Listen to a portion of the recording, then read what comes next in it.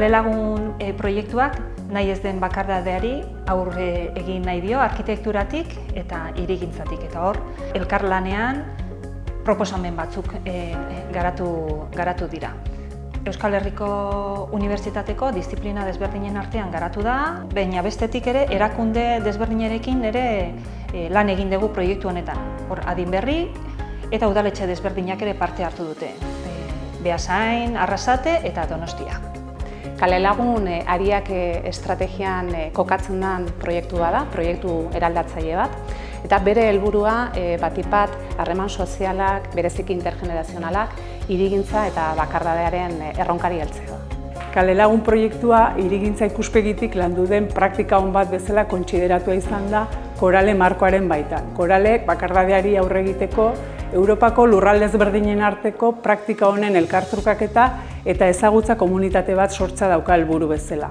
Ondoren, ezagutza honek politika publikoetan eragina izan dezan Europa osoan zehar. Ikusi dugu, jende asko dagoela etxetik oso gutxi ateratzen dena. Eta horrek bakardade egoera areagotu egin dezake.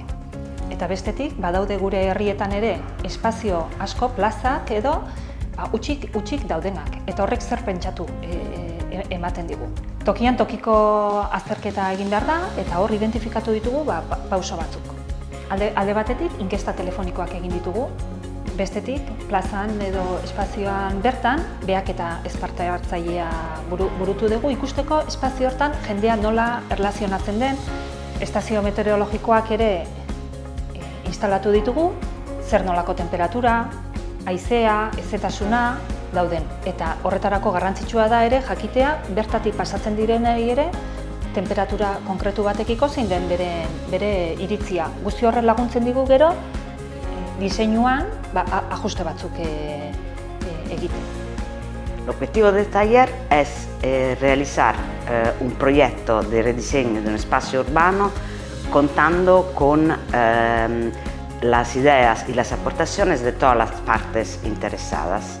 Prozesu guzti hori biltzeko gida bat diseinatu dugu. Helburua da beste toki batzuetan ere errepikagarria izatea. Y estas pautas de diseño las aplicamos en 4 casos de estudio, que son la calle, el parque, la plaza urbana y una plaza de barrio. Beasainen lehenengo kale lagun plaza eraikiko da. Gida praktikara eramango dugu eta hemendik beste plaza eta herrietara zabaltzeko helburuarekin.